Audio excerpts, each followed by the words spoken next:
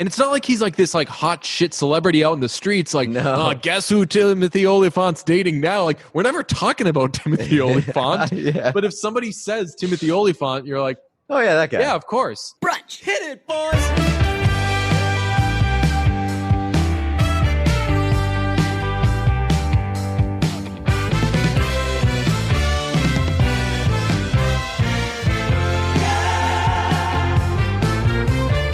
We're recording, and 'tis the season. Didn't think I'd see the day, but we're back. We're back to the part of the year where we don't have time to do any shit. That's true. I am extremely back to the part of year where I don't have any time at all. It's even worse than usual. Why? Well, I'm usually super busy during playoff hockey, but playoff hockey isn't usually 12 noon to 1:30 a.m. Oh, that's a good every point. single day. That's a good point. I basically, I don't know, my mic might be going crazy, so I think I just fixed it. But that's all both of us have been doing is just, and I've been doing it with the NBA too. You're working more NHL wise. I'm just kind of writing about what the Bruins are doing, and then doing my normal TV stuff at night. Mm-hmm. You have more of like you have to be keeping an eye on every second of all this. It's mostly pleasure for me. I'm just watching every second of hockey for pleasure and watching every second of the NBA. And there is a fucking dent in my couch. I got fucking 2 TVs in the living room.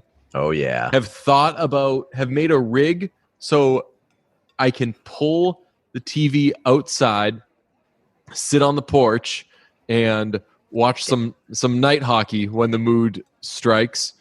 Or I've just been considering, do I get another TV just for pulling outside and making an apparatus purposes?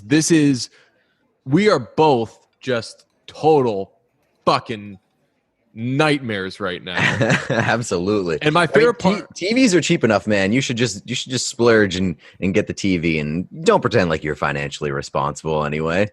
There, I did look. You can get a 40-inch TV these days for $140. That's $140. That is $140. ridiculous. And not one of those like online only deals. Like they've got it at the Best Buy near me. Like they'll deliver it to you. They're Right. like, please take these TVs. And if I'm like, hey, I only have 60, they'll be like, give me $20 in a year. I'll be like, yeah, but you're not. I'm gonna the founder you're not getting that $20. And they'll be like, yeah, whatever. Fine. It is very, very odd, like the TV market. Oh, because yeah. like for like 1 year, a TV will be like $6,000, and then the very next year, that same TV will be like, please take it. We don't want it anymore.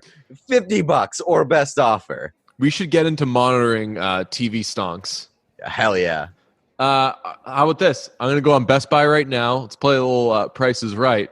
I'm just going to throw some TVs out at you, and you guess how much it costs. And honestly, some of them still are super expensive. Like I think the TVs should always be very expensive. I don't understand what happened, what they cracked, that they're like, oh shoot, now we can make the biggest TV for like 8 cents or something. So But it used to be is. they used to be big, fat, cumbersome, impossible to move things, and they still cost $100,000.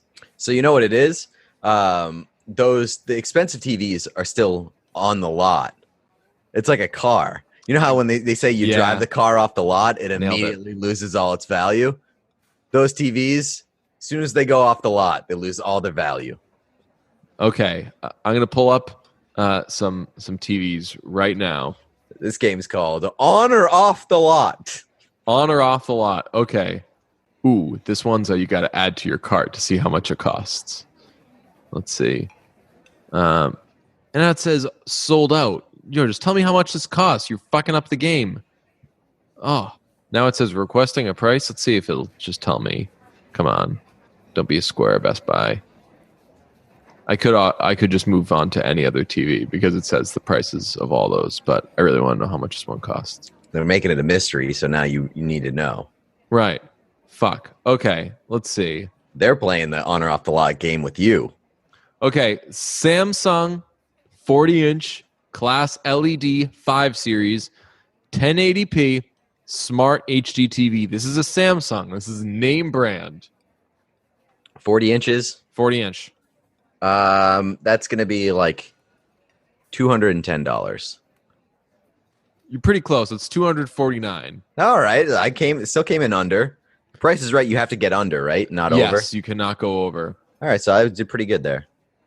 Okay. Now, a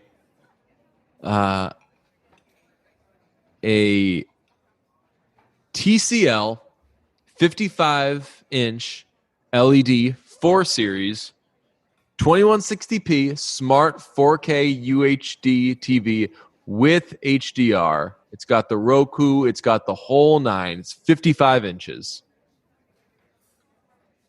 55 inches. What was the name brand again? TCL. TCL. That's not a brand that I'm familiar with, so I'm guessing it's going to be on the lower side. I will guess $225. It's $299, and honestly, I just got a little real with you guys because that TV is my main squeeze. Is your TV? That is my primary television in my Wow. home. That is the living room piece. And honestly, it's a very good TV. It's like the best. I think it's the best deal going. $299, 55 inches. And the thing, you get over the TCL thing. At first, I was like, is this going to be weird? Am I going to feel like, who cares about that it's not like a Sony or a Samsung or whatever? But I'm like, I just don't want this to be a hunk of junk. But I've got it, and Chris Baio from Vampire Weekend, he posts a lot of videos of him watching Sex in the City, and whenever he's doing it, he's got a TCL too. So I think that maybe just TCL is like an if you know thing, because Baio's probably got millions of dollars. He can buy whatever TV he wants, and he's like, you know what, I'm gonna go with that TCL. So this isn't that good a game. I think we'd already established off the beginning. Televisions are not as expensive as they used to be. Give me one more. Okay, you want to do one more? Yeah, one more. Grand finale. All right, let's let me really. I've been pretty good at this so far. Okay. Let's get like real big. We've stuck around like the 40. Right, so that's what I'm actually going for. Okay.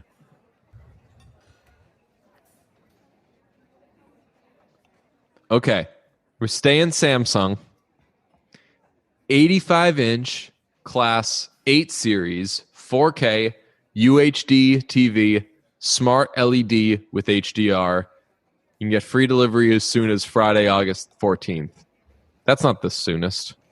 That's a bit of a wait. You said 85 inch. 85 inches. 85-inch Samsung.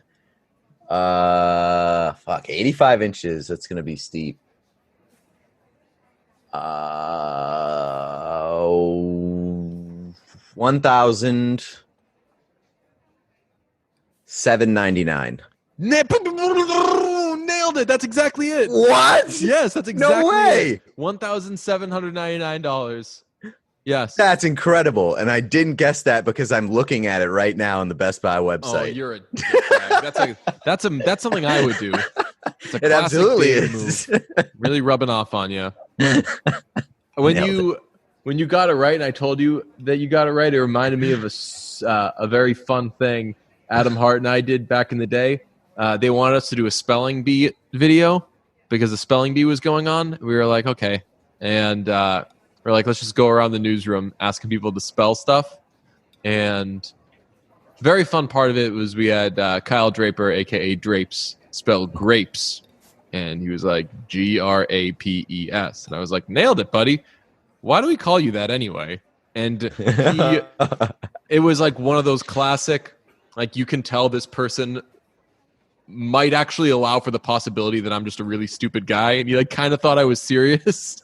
And he just like felt bad, like, oh, you sweet idiot. No, that's unbelievable. But the best part of that video was we told my pal Trenny, we gave her an impossible word, and she was like, this is going to be, I'm not going to get this. We were like, just try it. So she spelled it, of course, wrong. Nobody knows how to spell any of these words. And we were like, holy shit, yes, you got it right. And she was so happy. And then like on the video, it just flashed like absolutely not correct. That's awesome. What a bunch of goofballs. So that's TV talk. That's TV stonk talk. Actually, I'm gonna give you one more. Don't look it up yet. I'm not. Cheapskate. Close it out already. Okay. I mean, $1,800. I definitely wouldn't have guessed $1,800. That's a lot of money even for an 85-inch.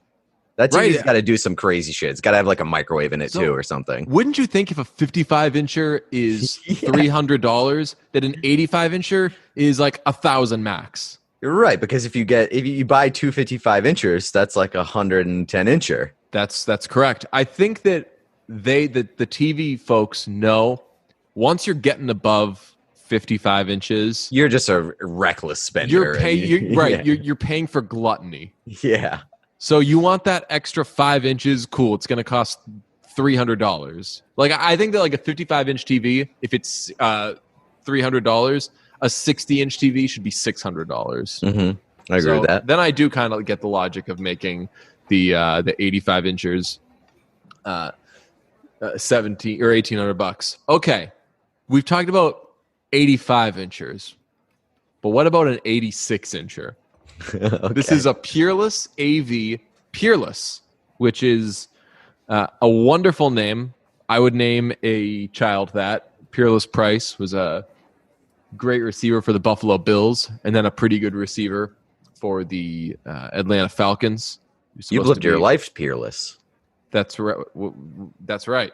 You have no peers. Yes, Peerless is a great descriptor. I always use it to describe Donny Hathaway, because like I don't think there was anyone who you're like, oh, like a Donny Hathaway or a someone else. No, nobody ever had as good a voice as Donny Hathaway. And Peerless is just a really cocky ass name.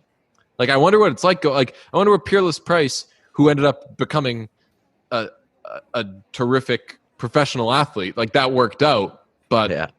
If like I were named Peerless and like I'm a guy who like struggles with self-esteem and like depression, all this sort of stuff, and I have to go around I have to carry this name Peerless, that would be terrible for me. Yeah, it's like, I mean, the Bailey family, if you want to stick in the professional athlete, they name their children Boss, Champ and Boss. Like I mean, Champ is a terrific name. Yeah, but I wonder if there's like a third brother, like a third Manning brother who never made it, and he's William. Like fucking like God Boss or God Bailey, and he's just like working in a supermarket or something. King shit Bailey. Yeah. Which is a nice little mini segue. I've been meaning forever to talk about the king shit cross to bear. I want king shit done. And people will respond to some of our tweets with king shit, and it's a great fun thing to say. I need it to be over. I think that it's infiltrated sports Twitter. I think that you're partially responsible. Oh, I for sure am. So not to do I started this thing, because I'm sure people had been saying king shit forever. I got king shit like 3-4 years ago. One of my high school friends is a rapper and had king shit in one of his songs.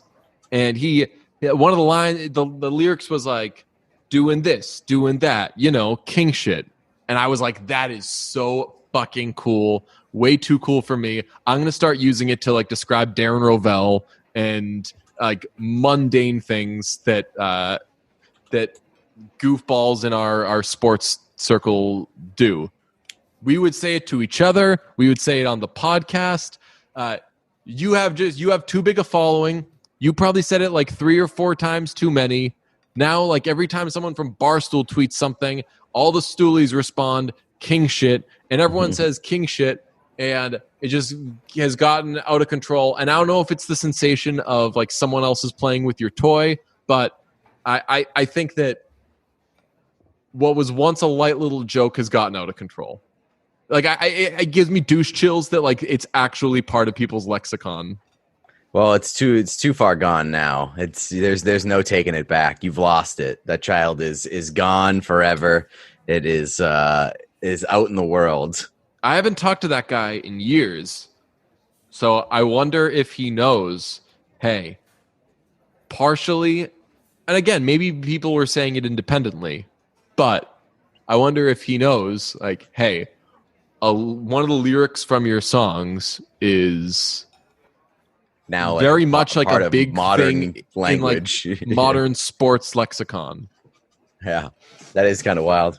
But I mean, I for sure spread it around a bit too much, I think. I was gonna say I'm not mad at you for it, but I feel weird about the whole thing. Every time I see a new thing, I don't know. It's also like a very vain thing when, like, if you I don't know, if something that you do or something that you and your friends would say that like maybe took off, then you see somebody else doing it, like in Seinfeld when they see other people cutting candy bars with fork and knife, like for whatever reason, I need them to know, like, this originated with this rap song. I don't know. It's a very stupid, weird, kind of self-centered thing. But shit that we're doing is hot in the streets. Just ask the Kansas City Royals. Hell yes. That was the funniest and most random thing that has probably ever happened to me on Twitter. I died. The Kansas City Royals posted a video clip of one of their players hitting a long foul ball, and they tweeted it with like, even our foul balls are crushed or something. Like, it was the saddest, most depressing tweet I've ever seen in my life. And I tried to dunk on them. They immediately deleted the tweet and then like came back at me and were like joking and stuff. And then all of a sudden, out of nowhere, they were like, "Where the other two strikes, King?" And I was like, "Oh my god." And like, what made it even better for me was the responses to that tweet. Like, it got a bunch of favorites, like, and by a bunch I mean like 30, 35, somewhere around there in Brunch's comfort zone. Yeah. And the responses were like, "Oh my god, this is unbelievable." And then like one person was like, "The 35 people that have favorited this," it was like, "I hope you know that the 35 people that have favorited this, it's the funniest thing in the world to them. And like the 2.7 million other people that follow you have no fucking idea what's going on." So that is like, that's what I'm fucking talking about, man. Like, that's that shit I like. That is if you had 3 million followers, you would tweet for 30 of them. Absolutely. Yes. I can tell you I was gonna say to a man, but I'm trying to work on like expressions that are either like heteronormative or like always masculine. Like, I don't know if I talked about this recently, but I've been talking about it with friends recently. Things like, that's what separates the men from the boys. I don't know. I don't think it offends anybody, but I think that I don't know. It's just like an interesting exercise that like a lot of these things are like just like men rooted. So I was gonna say, like, to a man, I'm always gonna know how many Twitter followers I have. It's always 27,000. No matter what happens, I got that to that number, I don't know, probably like 5 years ago, and that's just always what it's going to be. But with 27,000 Twitter followers, I'm always tweeting for like 35, 300 max. Yeah. I don't understand. Sometimes I'll get a response to something, and I'll be like, "Oh, I don't like this response." And I'll see that they follow me, and I'm like, "How'd that happen? This is like a new person. This is like a person I haven't come across." I feel like I've interacted with anyone who's gonna follow me. Like, if you're your in. Lay of the land, yeah. Yeah. Yeah, I mean, like, during no sports time, I was bleeding followers, but like I was at peace with it because I know my people, and like I was enjoying my Twitter experience. Like, there are very few things when sports aren't on that like I tweet and I get a response that like gets under my skin, I guess. And now that sports are back, people are starting to follow me again. And they like don't understand my humor, or they just like are very like toxic sports people. And it's a nice reminder that I need to detach myself from Twitter a little bit. Yeah, I mean, Twitter is all about cultivating your group. Yeah, I mean, I got a pretty light mute finger. I use the John Feidelberg rule of, you have one chance. You have one chance to impress me. If you make fun of me and it's like a joke and it's funny, then I'm not muting you, because I'm like, I like the kind of camaraderie that can exist on Twitter. That's cool. But if it just seems like, hey, you're being a dick to people, I'm not seeing any of this. Yeah. So I pretty much I rarely I mean, I got some not nice things said about me this past week on Twitter, obviously, because if you've been following my work in my workplace, we had a very, very sad, hard week. So people aren't always good at being considerate and reacting to stuff like that. So, Certainly not. But other than that, I pretty much do not get mean shit because I don't have a lot of followers, and they're all the only people in the world who are on board with my fucking weirdness. In this time of just watching constant NBA, constant NHL, we've been texting like crazy. Like we've got like, I don't know, that like first, maybe like, or second or third month of brunch type of I was gonna say Twitter, like it's back to texting like, habit. right, it's like back to the frequency of how brunch even started, where it was like we are texting so much that we might as well turn this into content. Right. Like we are like, we should put this somewhere, and it turns out we did. We birthed another thing off of brunch based on our texts over the past like week, because we were just fooling around, goofing around like pals, making the worst shit in the world and sending it to each other, just making horrible things. So you mentioned the fact that we've been watching hockey. We've been watching hockey, and just for some reason, out of nowhere, we decided to start making the absolute worst hockey GIFs and sending them to each other. And then all of a sudden, one night, it was just like, "Hey, we should make a Twitter account." Classic, brother. That's like reverse brunch. Instead of having an idea and then not executing it, for like a little while, we were doing something that was clearly an idea, but we were just texting it to each other. We were just we were making bad hockey things and sending them to each other.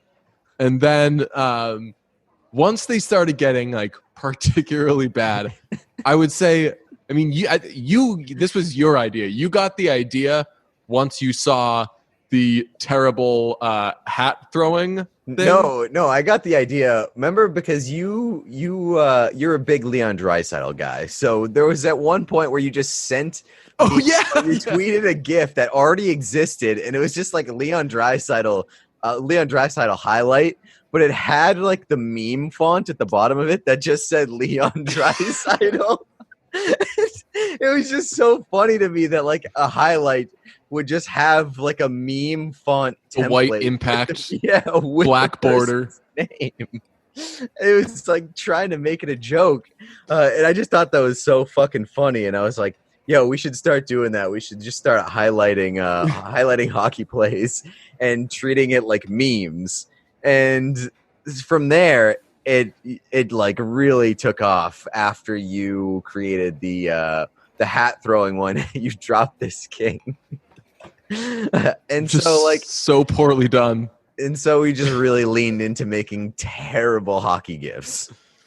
And dude, I've laughed at everyone you sent me. I don't know if it is funny. I wondered if people, because I think that this definitely supersedes the brunch base. I think the brunch base is going to get it more than anybody else. I think that people could see it as like, oh, this is just a silly account. This is where like Pete, like who puts out a lot of hockey content on Twitter, is just putting out some sillier stuff. But I do think that Bruntouchables are going to get it a million times more. I think they'll be able to tell like which ones I made and which ones you made. Favorite, but one of the first ones that was sent out on the account was like giving credit to me, and it was one of yours. Oh, I texted you right away. Yeah. I was like, this is going to be happening, and I just need to figure out how to deal with it. But I shouldn't care. For everything, like, people should not guess. Like, I don't know. Like, it sort of like bothers me that people are trying to like segment it. It's just make it its own entity. And we're never going to address who sent what. We're the Beatles. It's not This is what's your favorite John song? What's your favorite Paul song? This is Lennon. It's written by Lennon McCartney. Yeah. It's what they all said, even though half of them, they just fucking wrote by themselves.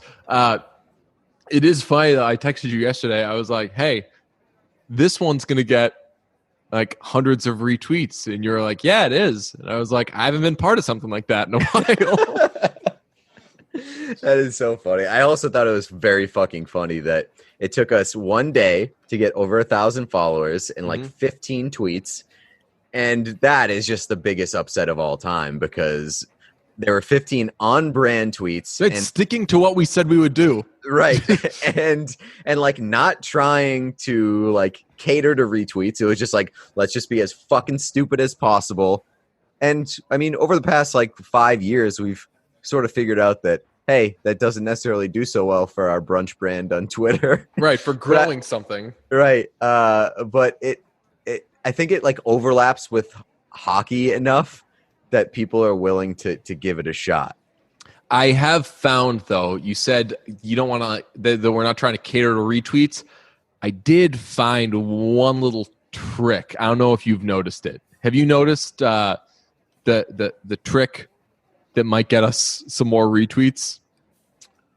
Is it making fun of the Bruins? It is making fun of the Boston Bruins. If the thing is against the Bruins, hockey Twitter is numbers are crazy about it. The Bruins getting knocked out would either be great for our brand or terrible for the brand. Great immediately in the short term, yeah. Bad for the long term. I don't know if the Bruins. It would be funny though to like lean into it and like relate everything bad that happens to another team back to making fun of the Bruins. Oh, if the Bruins get eliminated, like later in the playoffs, we can tweet stuff like, "Where are the Bruins at, Kings?" Where are the other two Bruins at? Yeah, Kings? We should tag the Kings for every like you dropped this King. Hell yeah! But yeah, I'm very excited about the account. It's been pretty well received so far. My favorite one, and we'll peek behind the curtain and say this was a Pete. Just the that you put. We call them nightmare GIFs, which is when there's way too many stickers or like other GIFs going on the GIF. In most of the GIFs we've made so far, I mean, not all these have even been GIFs, but most of the things we've made so far have qualified for nightmare GIFs. The Connor McDavid goal in Game 2, which, I mean, the blood in the lower half of my body is still recovering from that fucking goal. But you posted it as a nightmare GIF, and one of them was like a rainbow thing that said boring. Did you search for boring? Yeah. That's yeah. So that's where like I legitimately see now in being part of like, and I know the brunch account is supposed to be making good content. Like we're trying, but now in being part of like a joint GIF meme sort of thing with you, I totally see and like understand that you just have like the best brain for this. Like I think I'm like a very clever cat, but I do not think I would think to put boring over that. And boring is the funniest thing you can, like the single funniest word you can put over that. Yeah, the biggest thing though with like making like the intentionally shitty content is like, I don't know. I feel like my brain isn't poisoned enough to like to like really lean into making super shitty content. Yeah. And I feel like your brain is more tailored to, this is going to sound mean, your brain is more tailored to making shitty content. Oh, absolutely. Like, do you remember one of the episode art things? It was the Carly Rae Jepsen episode.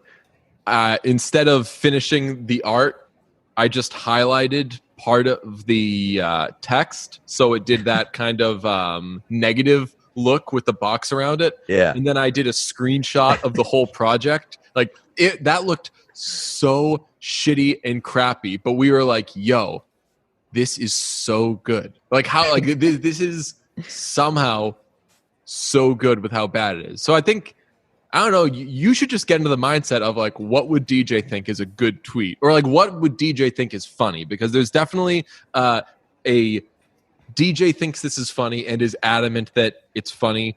And I'm sure some people agree with him, but the masses will not. I think that if you get into that mindset, you'll finally make bad content. That's why I think this is such an interesting project, because we're like sort of meeting in the middle of shitty content, but also shitty content that has potential to go viral and like appeal to a wider audience. Yeah, I'll admit most of mine, as I think of it, like kind of have been my humor. It's been like a little sillier version of my humor, and it's been doing well. You're more just like being a new thing, yeah. Which is a lot. I mean, again, like half of those, like half of the ones that I've made for shitty NHL GIFs could come from my account, and people would be like, okay, the DJ thinks this is good work. Whereas the ones you're making are like, yo, how can we fuck shit up as much as possible? It's so good, though. I've been so glad to have sports to watch. And I mean, we're like I said, we're constantly texting. We're constantly making shit. We're throwing a little coin around, which is stimulating. Like I'm very, I don't know, this past month or so, I've been terrible in like a terrible space. And I'm probably still terrible, but I'm extremely stimulated right now. Yeah, I'll at least take that. Right, that's the thing. I feel like we've gone so long just like wanting to feel something, and there hasn't been a lot to feel, and now there's just like an overload of stimulation, and there's so many places to throw it around, and we're doing it in a lot of different ways. I mean, once this ends, though, once the postseason ends, that's going to be terrible. The scaries after that are going to be while awful. Continuing to feel terrible, we're also going to have the jumping off the treadmill sensation. That is like, boy, I can already see how bad that's. I need to be like exercising and in like a really good way leading up to that. I need to get like a real running start before that happens. But a positive for you is that it falls in your season. That's true. If it comes into, it takes me right into December. Everybody's sad. That's where I'm comfortable. It's going to be real bad for me because like I'm going to have a sudden lack of stimulation, and it's going to be in like my typically bad season where you're a normie. where I fall into seasonal depression. And so like the November, like probably like late October, full November, December portion of the calendar is going to be tough, especially if you consider the fact that we're probably heading into like a second wave. Right. I was recently at a beach, found it was safe beach going for sure. Found a small beach where there weren't a bunch of people. Everybody was a million miles apart, which is the only way I was willing to do it. But we were just sitting there, and I'd gone in the water, and I was just looking at it, and I was like, I feel like really good right now. And that yielded some, well, sure, you should. It's a nice day. You're like, we're doing this nice thing. And I was like, yeah, but it's summer. And I usually don't feel good during the summer. So this is like a 1 minute little break where I feel content for a little bit. I am trying to get, and that did get me into this. So I'd been on a boat the previous week, went to the beach last weekend. I'm giving myself a quota of once a week I need to get in water. I don't know. I don't know if I have time to do it this weekend. Really, tomorrow's my best bet of I got to find some way to get into some water. But I think that's like a good thing for the old brain. Does a bath count? It would, but I'm not doing that or showering. No, I'm not doing any of that. I haven't made what do we make? Like, what were we talking about? Like a riding lawnmower in a bath, essentially. Remember in the shower yeah. where you sit still and move around, but it was just you waterboard yourself? Yeah. I forget what that whole like plan was, but it sounded great at the time. I mean, we were both acknowledging it was not great at the time. Well, no, so it was like, so I remember it was basically like a track where you sit in a chair and it takes you around a track around the water so that you don't have to like sit in the same place and waterboard yourself for like an hour. You know that it solves that common showering problem of you're always sitting in the same place. Now finally you're sitting and moving around. So, hey, showerers, no more sitting in the same place. That problem is solved. I just imagine it like one of those toy train sets that like goes around the Christmas tree, and it's just you sitting in a like a chair that takes you around a shower. Sounds good to me. I'm in like the fifth wave of, that thing was also during quarantine or whatever this is. I mean, I think that it would be irresponsible to call this quarantine. It's still not. We're not really quarantining. People are moving about, but I don't know, to say like, this thing also happened during the pandemic, because it truly has felt like a never-ending thing, and shit that happened. I don't know. I guess I'm just explaining time, but like shit that happened like 4 or 5 months ago was also during this. It's just so weird to me. Like that shower conversation feels like another lifetime, yet it was in this same awful period in time. Was it really? That seemed like years ago. But I sent her like a tweet a couple of months ago, or like maybe a month ago. I don't know. Time doesn't matter. But like it seemed like a joke tweet, but there was like sincerity in it. I do feel like this has been a super long, like 5 months that I will never forget. But I also feel like the past 5 months just hasn't fucking happened. Yeah. There is just like a weird sense of just time has completely blended together over the past 5 months, and I will not be able to differentiate any of it. Yes, I was going to say, like, what memory will you have? I mean, I have certain nights I'll remember, I guess, where, I don't know, just like out of boredom, like get drunk or something. But what is so different about today than 2 months ago or 3 months ago? And it's so fucking weird. Yeah, I feel like I just got into like such a routine, and I never broke out of it because like there was no reason to break out of it, and like you could do nothing. So I just did the same thing every day for like 3-4 months. And when you do that, there's just nothing to break it up, nothing to differentiate, and it all blended together. It was crazy. Yeah, I don't know if I forget and this speaks to how it just all blends together. I don't know if it was last Friday or the Friday before, but I remember there was a Friday where like I was finally going to lose my mind. I was like, I just like couldn't keep doing and seeing the same things like this.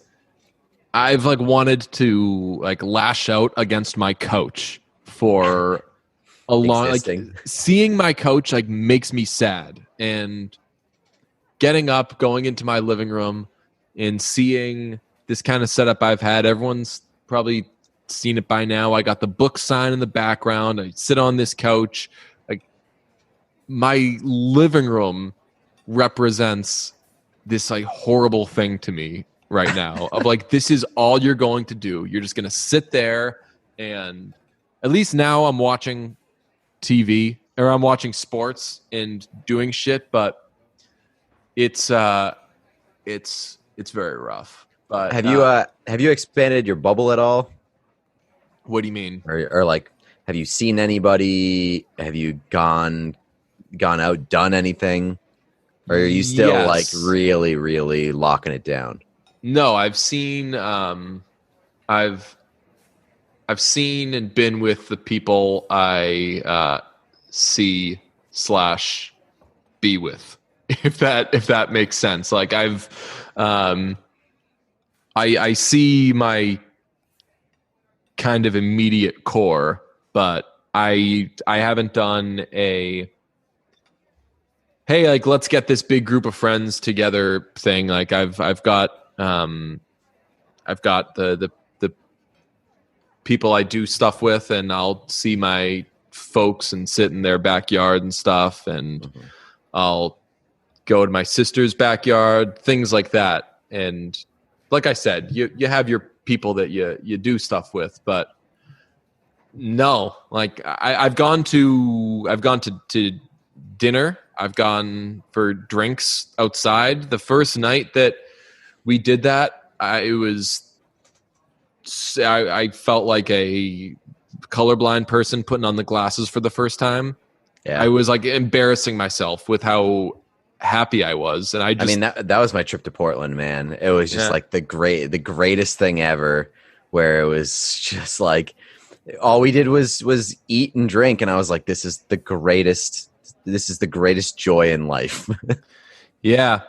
It's so weird that just like walking around Boston, then sitting down and having a drink. Cause I legitimately, and I kept saying this, I was like, yo, you are going to be so annoyed with me because I'm going to keep repeating this, but like I could for real cry right now.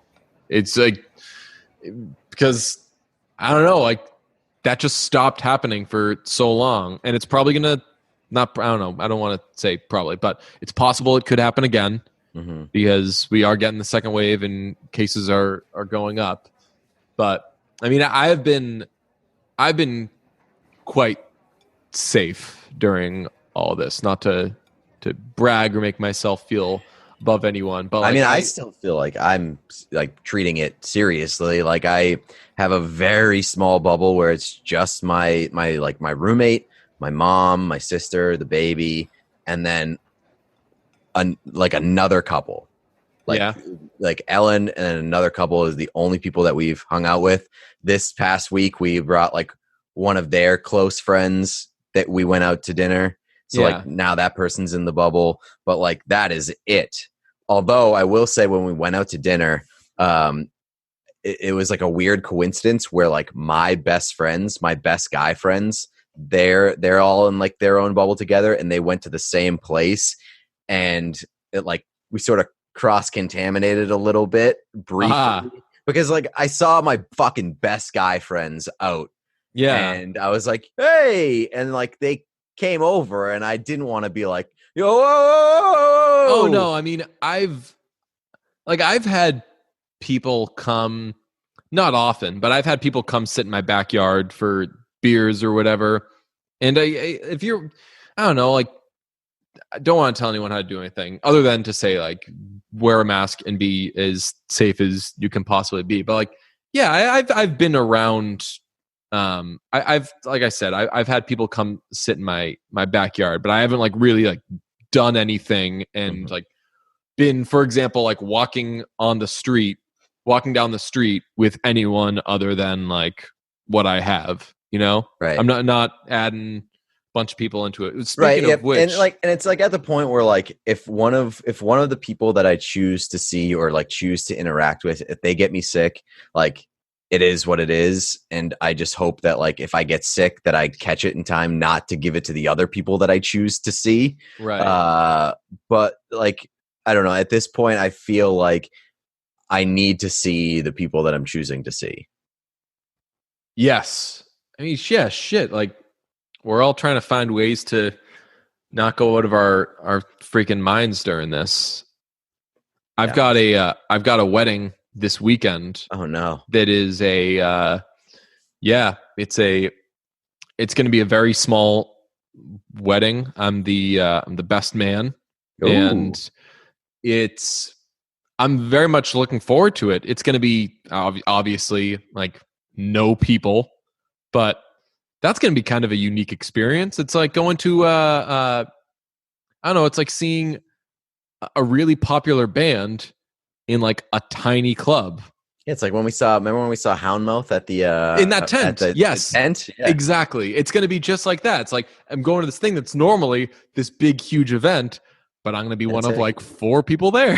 Yeah, and it's like, while I like seeing Houndmouth with like a full crowd and it's a different atmosphere and stuff, it is sort of like a once in a lifetime unique experience to see them like when it's 20 people. Yeah. So, Did we talk about the Houndmouth EP, by the way? yeah, we did. Did you get it? Did I buy it? Yeah. Yeah. Like, do you have it? Yeah, I own it. Okay, yeah. so I got to check. I can't remember, and we should just ask, but I can't remember if they made it available only for like a very limited time. And I think they did. I think they did. Because when people ask, like, hey, what are you listening to? Can you put together like a little playlist or something? I'm like, I've been listening to that EP a lot. Love it. Love all the songs. And they only put it out through Bandcamp, and so it's like not on Spotify but I'm like, or anything. I can't give it to people, and people can't find it, which is fucking indie as fuck. But also,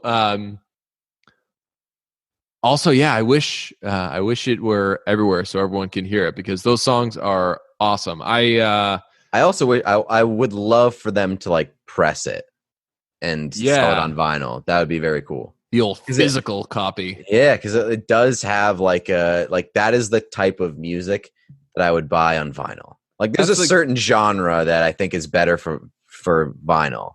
Yes. And that's it. Yeah, they're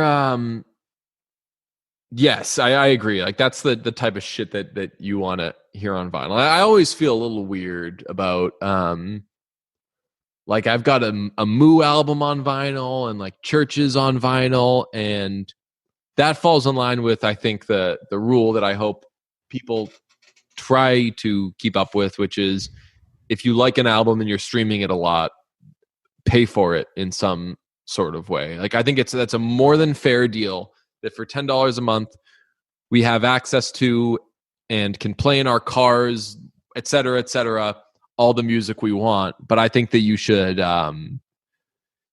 pay for the stuff that you actually like. Like I pay $10 a month so I can listen to a Dua Lipa album when it comes out, so I can say I've checked it out. Right.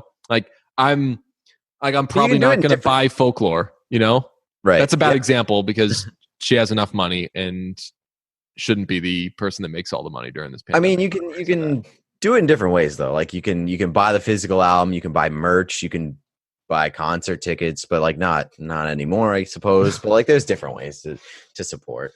I bought the Houndmouth album, or the Houndmouth t-shirt. There's a yellow shirt that they have which says Houndmouth on the left breast pocket. And I remember we saw that shirt back in the day at Austin City Limits.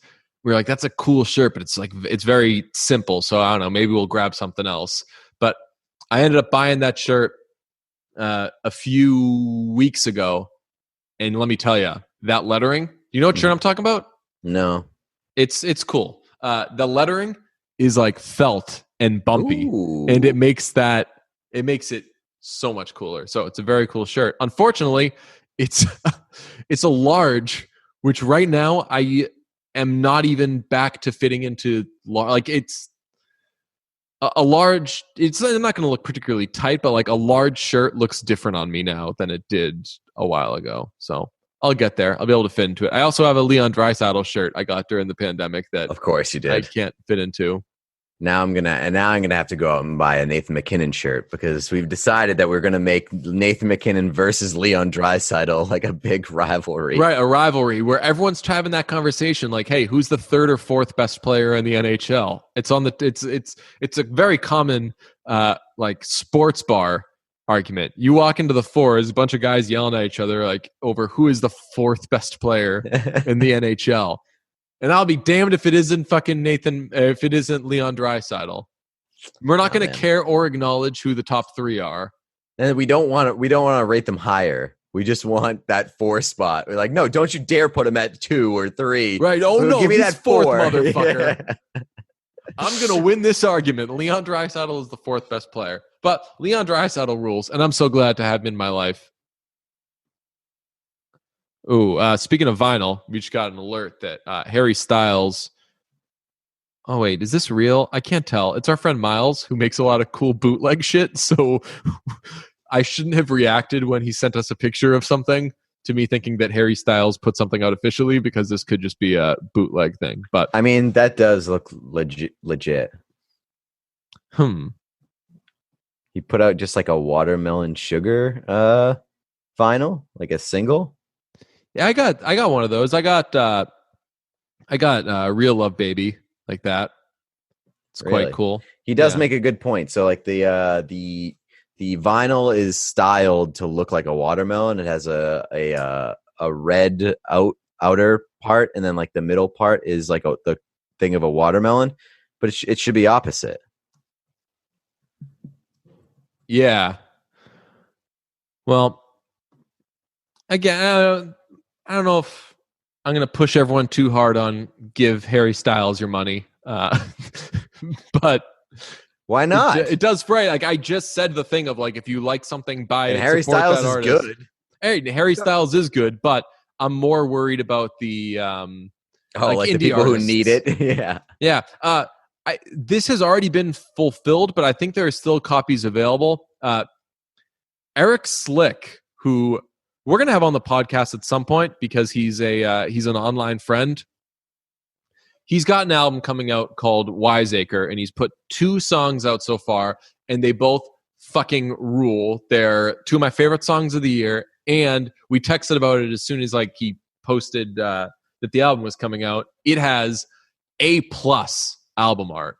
It's got like a very kind of like Boz Scaggs, like 80s Boz Scaggs kind of look to it, like the not cool but also very cool looking. And he's got a very interesting story because remember at Austin City Limits, we watched Natalie Prass's set, and we got there early. Natalie Prass was on early, and she had this cool band. They were all wearing blue jumpsuits, and there was a drum solo, which drum solos, quite frankly, hit or miss, especially in a set where it's early in the day, so it's going to be a short set. So we're like, yo, Natalie, got a lot of songs we'd love to hear. Let's hear as many of them as possible. Then you see a drum solo during a song, and you're like, uh-oh, this could be eaten into stuff. But we were like, yo, that guy is a maniac. And then came to realize that guy was Natalie Prass's betrothed.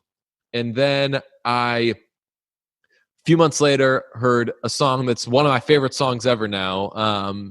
It's called Broken Heart by the band Dr. Dog, whose discography I kind of knew but didn't know super well. And I was like, yo, this song rules. Looked up a live version of it. This motherfucker is on the drums. And I was like, oh, this guy's in Dr. Dog.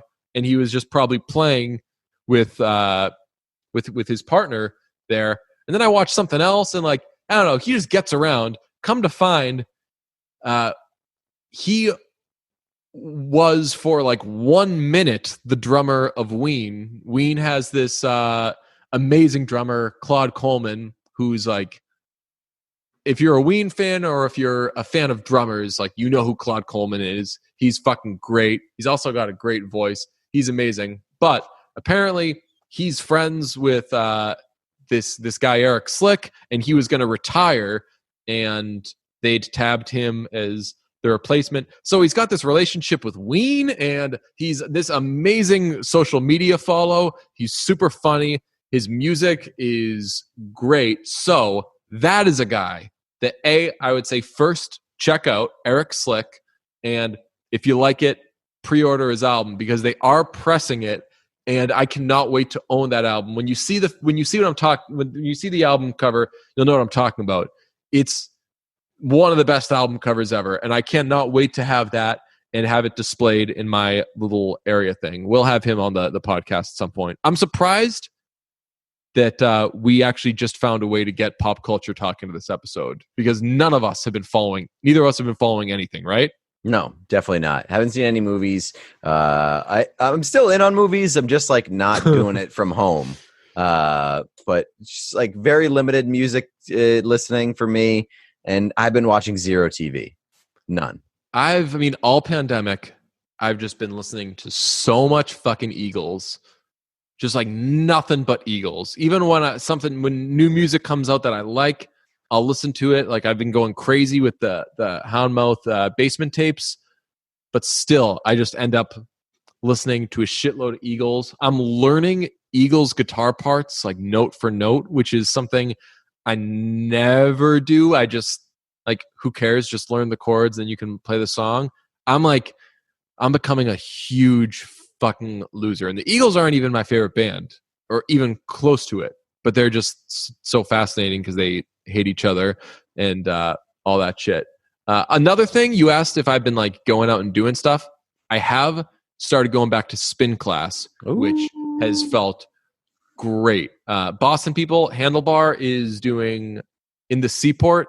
They got a little, they got like an outdoor terminal area. So you can do an outdoor class, and that shit I thought was going to be terrifying because it's not dark. And the best thing about spin class is it's so loud and it's so dark. So when I'm sweating and melting and turning into an alien, like I'll actually like yell during the class. I'll just like just to like try to get out any sort of energy or whatever. And I was like, yo, it's broad daylight. That's going to suck. Everyone's going to see me. I'm going to feel seen because I will be seen. But no, it just fucking works, and it's a great time. So if you can do that, folks, Boston, get over there. I also, though, haven't been watching movies or anything like that. I watched one movie. I watched Rockstar yesterday. Rockstar? With Mark Wahlberg. I couldn't remember if I'd seen it. So I watched it, and I remembered I had seen it, and it was just the most forgettable movie in the world. Well, so Mark Wahlberg, Jennifer Aniston. No, Mark Wahlberg, Jennifer Aniston. He's obsessed with this metal band in the 80s, and he's in a tribute band, and his bandmates hate him because he takes it too seriously. He's trying to be just like this band. They're like, yo, you got to get your own life. Well, turns out that band ends up kicking out their frontman, and they tab this guy, and he ends up living that life. Jennifer Aniston's there. There's complications in the relationship, but one of the guys in the band is McNulty from The Wire. Oh, really? Yeah. And also Timothy Olyphant, who I decided is top of the who is somebody whose name everyone knows, who just has like a famous name, and their name is maybe more famous than they even are. I would say that's probably correct, yeah. Like, everybody knows Timothy Olyphant's name, but I don't think they're familiar with Timothy Olyphant's work. Exactly. A lot of the time. And it's not like he's like this like hot shit celebrity out in the streets. Like, no. Guess who Timothy Olyphant's dating now? Like, we're never talking about Timothy Olyphant. Yeah. But if somebody says Timothy Olyphant, you're like, oh yeah, that guy. Yeah, of course, Danny Quadre, or the guy. I don't know. Like, I know him as Danny. Is it Cordray? Danny Cordray from The Office, or who? Or the guy. He's the traveling salesman who stups his clients, so they hire him away to replace Todd Packer. Oh, I don't remember. You don't? No. They go to a sale and they see that this other paper salesman, Danny Cordray's there, and he steals clients. He's like the best in the biz. He's bad news. So they stage a meeting where Meredith is looking to buy paper, and they bug the room to see what his methods are, to see why he's so good. And it turns out he just like flirts and he's charming, and that does it. But Meredith is trying to like fuck him during the interview. So they have to keep sending people in to break up the meeting. And every time they go in, she says that they're a custodian that doesn't speak English and puts them to work. It's like late Michael era. Okay. So it's a bad, I would say it qualifies as like not great Office. But Timothy Olyphant, for whatever, I know him from that, and I know him from Once Upon a Time in Hollywood. But like, why do I don't know. I forgot that he was in Once Upon a Time in Hollywood. I know him from Deadwood. He starred in Deadwood, and then he was also like the Hitman guy. He was cast as Hitman, Agent 47. You know who else was one of those for a while? Now they're like one of the biggest rock stars on the planet. But Janelle Monáe, I felt, was like that for a while. Like everyone knew who Janelle Monáe was, and everyone would say Janelle Monáe. Like everyone's talking about Janelle Monáe.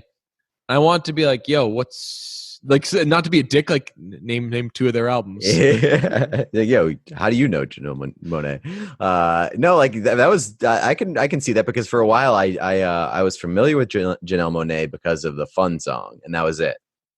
Oh right, yeah, the Fun song that. Yeah. I'd love to know the story of that.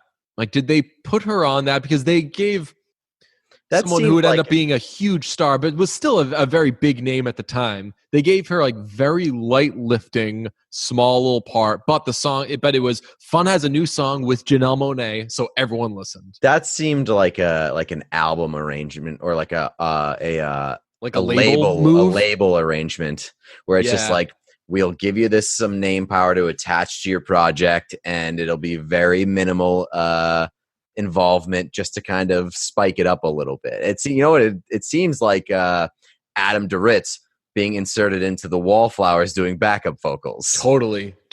Have I talked about Adam Duritz doing one of my favorite new songs? It's a very old song. No. So was chatting with friend of the podcast who's also never been on the podcast, but got a feeling at some point in the next, I don't know, at some point in the not too distant future, will be on with us or doing something with us. Sean Fleming, aka Diane Coffee, and he mentioned Big Star, which is a band I'd heard people talk about but didn't know anything about. So I looked up a couple of their songs, and I'm so in love with their song Ballad of El Goodo. It's immediately, legitimately in my like top favorite songs ever. I've been playing it so much. Love it. It's totally my fucking vibe. So I posted, like, I'd never heard this song before, and now it's my favorite song. And someone was like, yo, Big Star is like your favorite band's favorite band. They were like this short-lived thing in the 70s, I think. Didn't have much critical acclaim, but like the 90s generation, like the artists who, like Counting Crows, all those guys, like all of those guys fucked with Big Star and wanted to be Big Star. So someone pointed that out to me.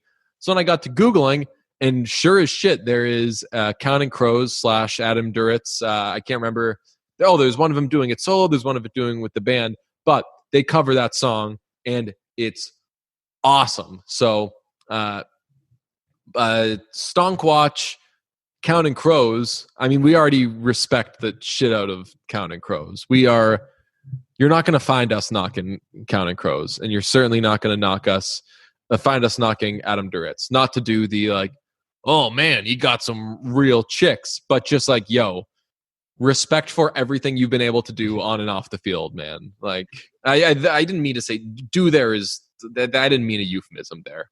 Ugh, fuck.